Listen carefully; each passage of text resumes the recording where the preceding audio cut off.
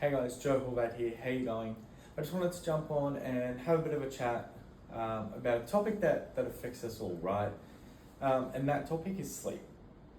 So as we know, sleep is like one of the most important things that's that we do, right? In our day to day, it goes sleep, water, food, right?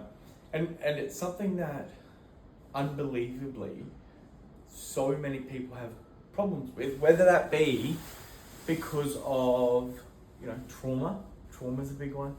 Whether it be of insomnia, like they may just physically not be able to go to sleep, or it could just be that they have trouble getting a good quality of sleep, so they might not get into their REM cycles, or they're waking up 100 times throughout the night to get the kids, or whatever that might look like.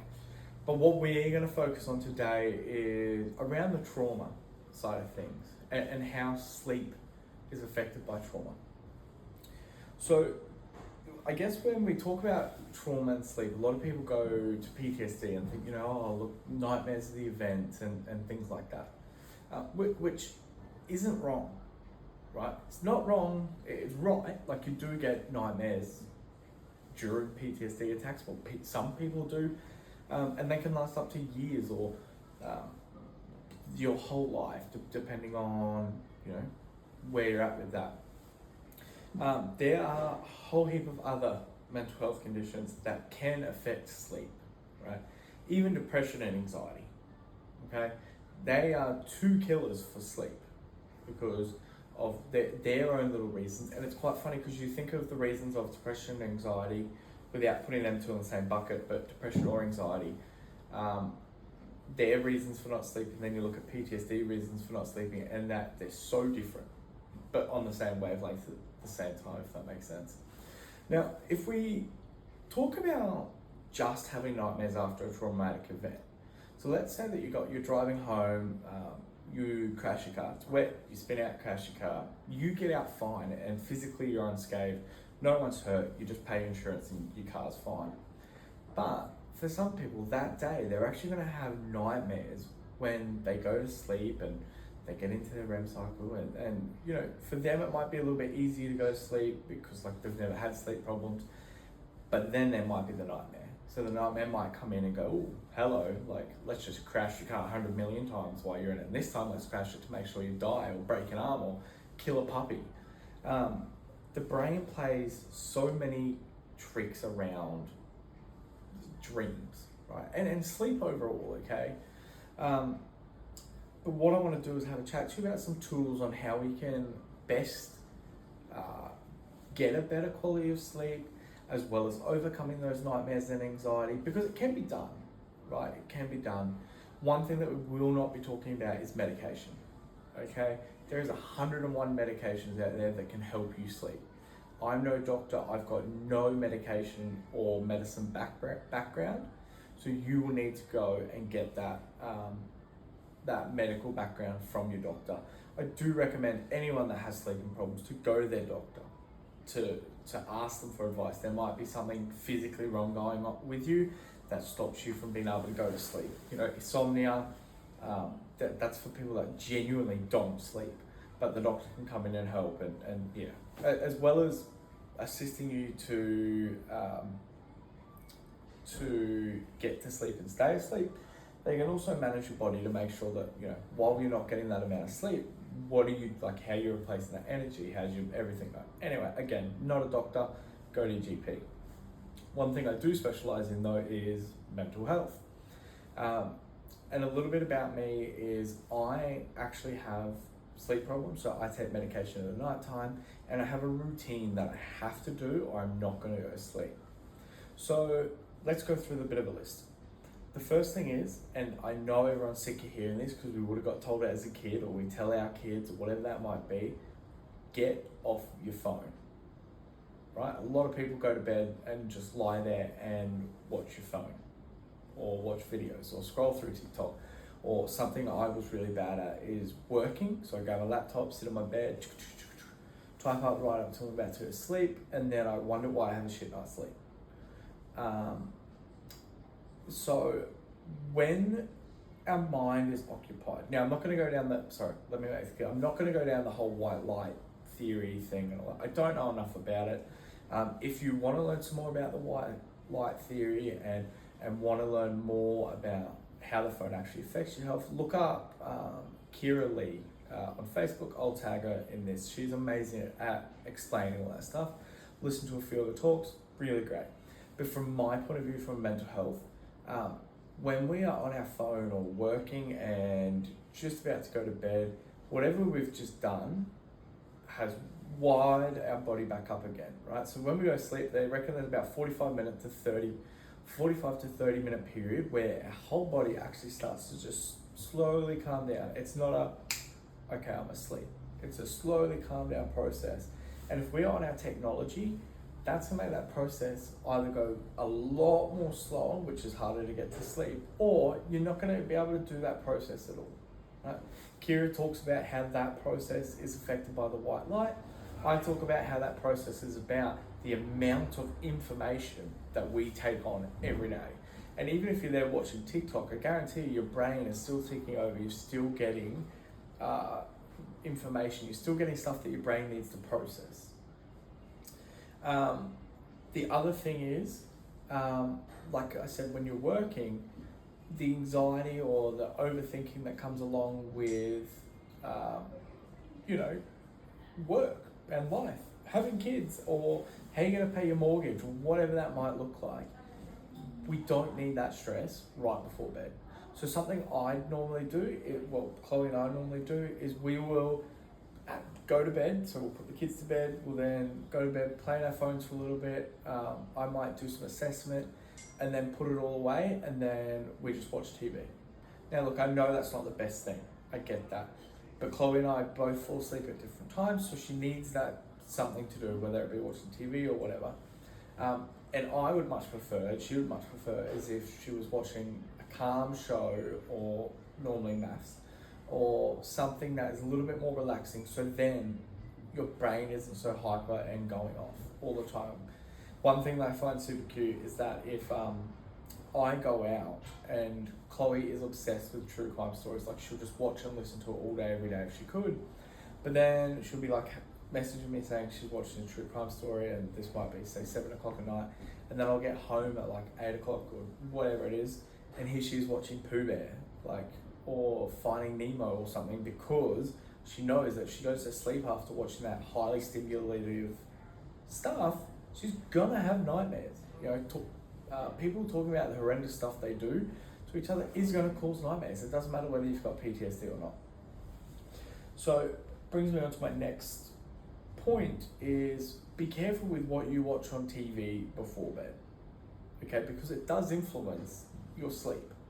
And the reason it influences our sleep, like you might be sitting here thinking, oh, that's silly, because how is a movie gonna affect my sleep and my overall process? Because your overall process is trying to process what the heck you just watched. Those scary movies that are so blood, gore, swearing, all that stuff should not be watched at nighttime or anywhere near a nap time or bedtime, because it causes nightmares. Because your brain is trying to process what's going on, and for it to do that, it needs to revisit those places, but they might put you in the hands of the victim, or whatever that might look like, which will be scary to you. If you do need to watch TV, like us at nighttime, we love kids shows, right? So whether that be we put Disney Plus on, put Aladdin on, or something like that. Like I said, Chloe loves Winnie the Pooh after she's watched some horrendous stuff when I'm not home or whatever, and she knows she needs to go to sleep. Another thing on my routine is I love tea, right? Tea is an incredible resource to be able to help you go to sleep. So I have a chamomile and honey, or a peppermint tea, or just your normal black tea. That one's for Chloe. When you're picking out tea, make sure it's got no caffeine in it or anything like that. You want sleepy teas. If you're okay with a stronger taste, probably recommend peppermint. If you want a more relaxed taste, chamomile and honey. It's definitely a lot sweeter, but it's an overall better taste, if that makes sense.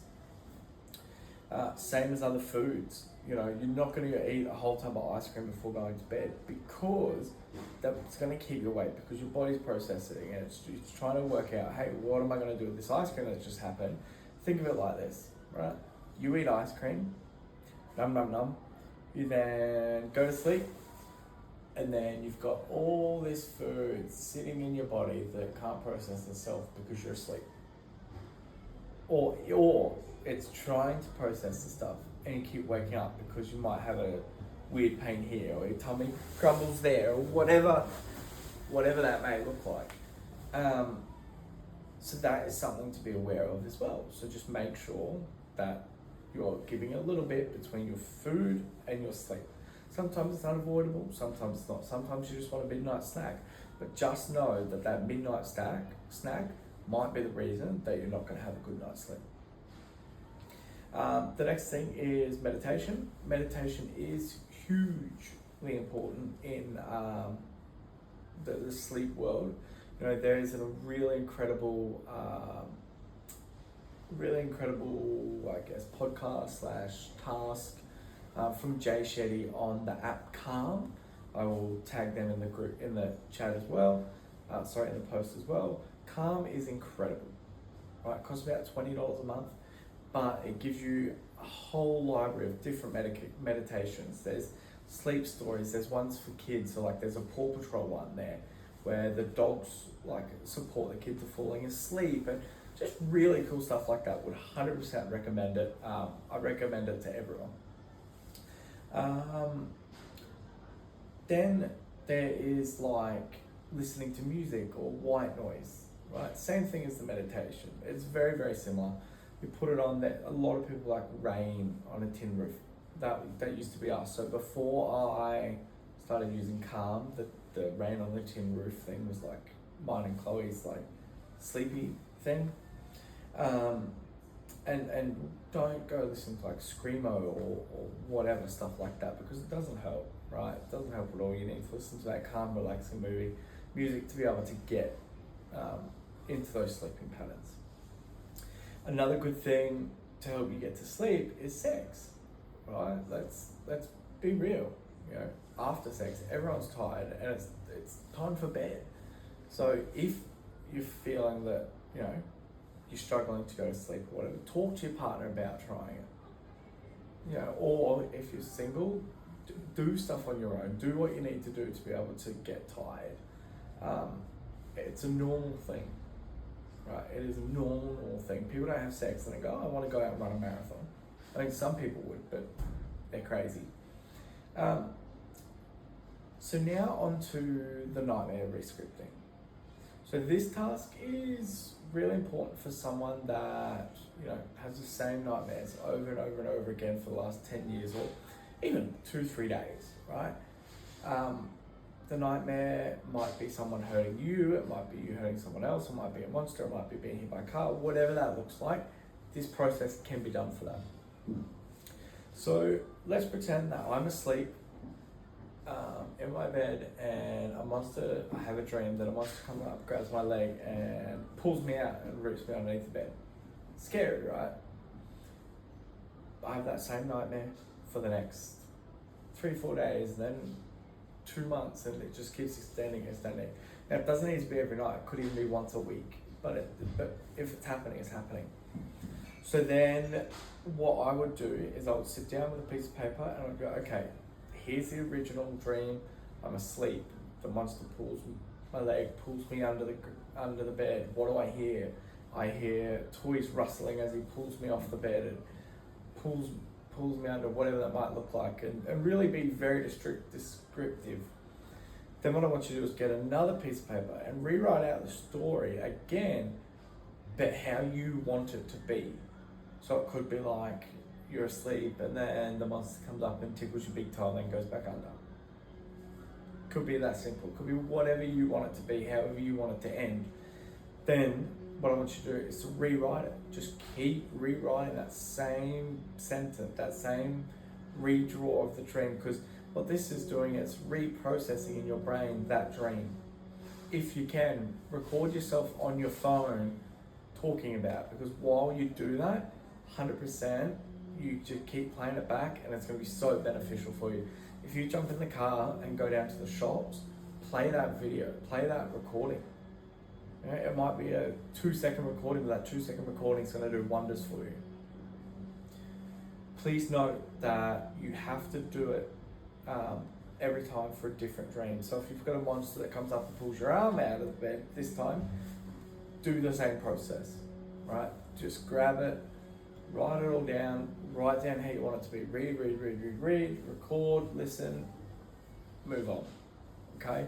Make sure that you either listen to the recording or read your rescript right before bed.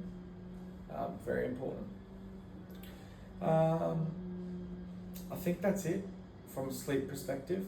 We will revisit this topic in a little bit, maybe 2 or 3 weeks just to touch base. But please, guys, reach out. If you've got topics that you want me to cover or you've got feedback about this video, let me know, because I'm so open to taking on feedback and all that great stuff. I'm going to upload another podcast today up to the Scenic Health meditation one. So please just keep your eyes out for that, because it's super exciting. Yeah, guys, so that's pretty much it. Thank you for jumping on and joining me again. Remember, like, share, and yeah, thank you for being a part of this journey. Thanks, guys.